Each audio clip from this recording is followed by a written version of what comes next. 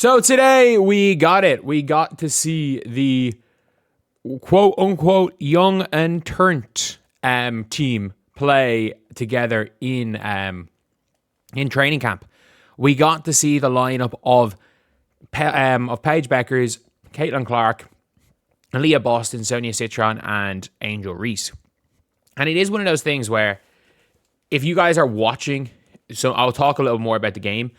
My guess is that like you added Kiki, you added Rickea Jackson to this team. Cam Brink was put on the older team. Cam Brink, that is like she's not even on this team, so I don't think Cam Brink has a shot of making the team. My guess is that the World Cup team, all 4 of these are going to make it. So yeah, all 5 of these are going to make the World Cup team.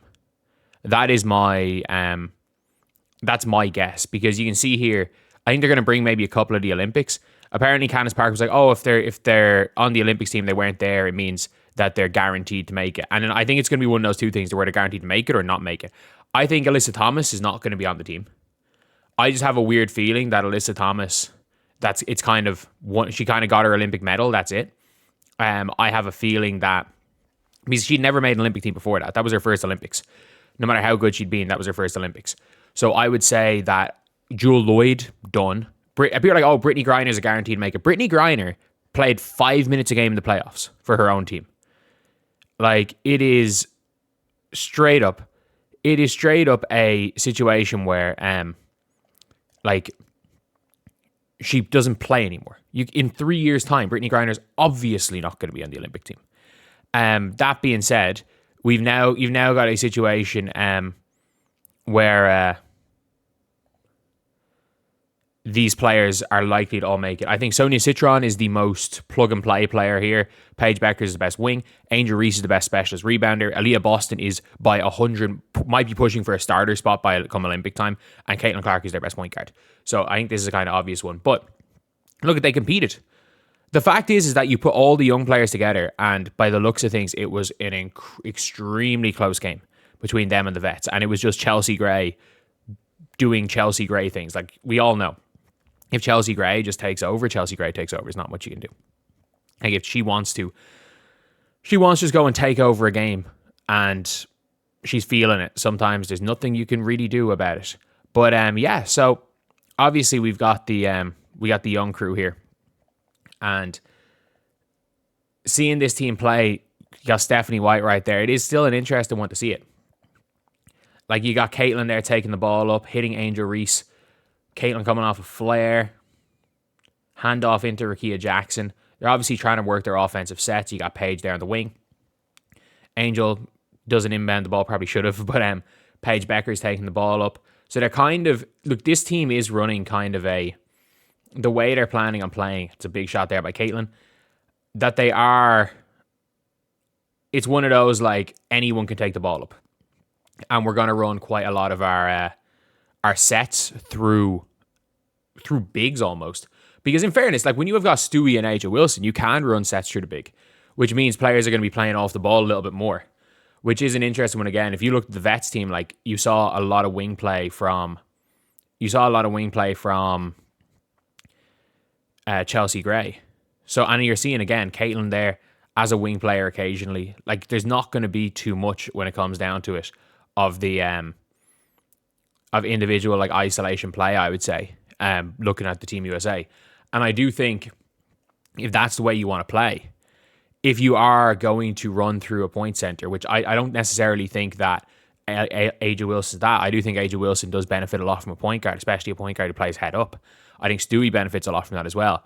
But, like, if you're planning on running through an Aaliyah Boston point center, you don't need a point guard. I think that's the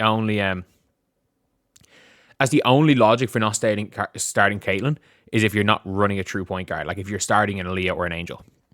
But I do think we're seeing from a lot of these clips that, like, Angel Reese is playing with her head up, running the floor, throwing it ahead. Paige Bueckers, Caitlin Clark playing as these kind of... Paige Bueckers has that positional versatility that she can hover between the wing and the point, which is important. And in this type of an offense, you just never know. But there's a lot of really good signs. And from what we've looked at from the clips, from the footage, I'll talk a little more about the game footage. It did look like it was Aaliyah and Sonia that were doing most of the damage. Angel didn't look bad in a bit of it.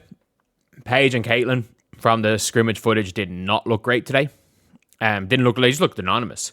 On the defensive end, they targeted Paige a little bit because she was guarding Kelsey Plum, went downhill.